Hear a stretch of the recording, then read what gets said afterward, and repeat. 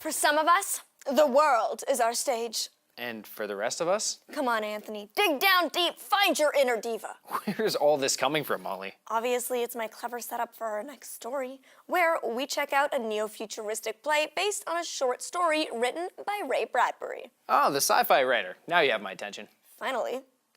AMI's Dave Brown went to the Undercurrents Festival in Ottawa to check out a very unique performance of Tomorrow's Child.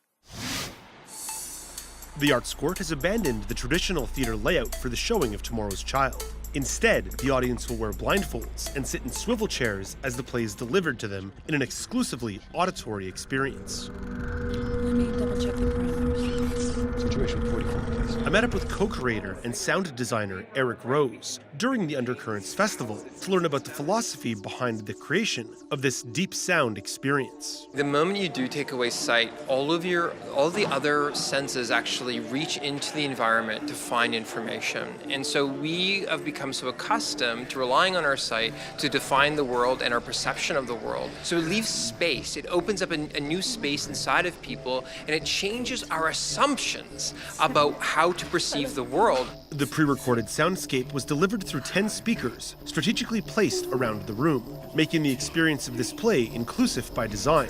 But the story itself also speaks to inclusion. What happens to Peter and Polly in the story is that they have a child who's different in the world. And they were trying to come to terms and figure out how to be the best parents possible with a child who is different. But that difference isn't bad.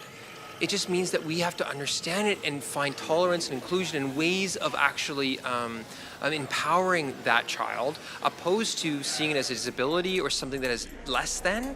I met up with audience member James Bloom, who shared his take on this theater experience as a member of the blind community. The show tried to make as much use of auditory stimulation as it possibly could.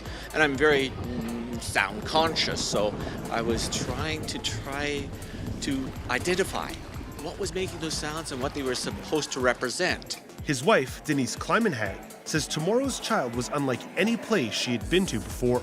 Everything I heard was more intense than it would have been had I had my vision. I think I was more conscious of every little sound.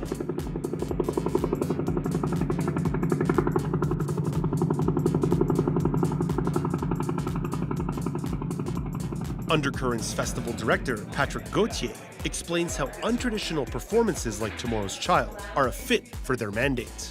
Undercurrents is produced by the Ottawa Fringe Festival, and accessibility is one of the keys to the Fringe movement. Like, we try to keep our shows accessible in terms of price, in terms of audience, in terms of ability of the artists and of the audiences. So having shows in the festival that, you know, can be performed or enjoyed by a wide variety of people, I mean, that's just a huge bonus.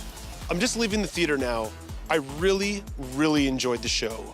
We've done so many stories that are about adapted theater or productions that have been changed for people with low vision or blindness. What was so cool about this show is that it was inclusive by its design, unintentionally, an absolute must experience if it comes to a town near you. Back to you guys in studio. Sounds like a riveting and, yes, intense experience. You know, Dave told me that it was almost overwhelming sitting in the theater with the sound surrounding him and coming at him from all directions. I can imagine, but you know, I really like the idea of a play that's inclusive in both how it tells the story and the story it's telling. And this is just the beginning. The creators of this play, Ghost River Theatre, from Calgary, are producing a series called Six Senses. Each play will transcend conventional theater and immerse audiences in just one of their six senses. Six senses? Anthony, am I missing something here?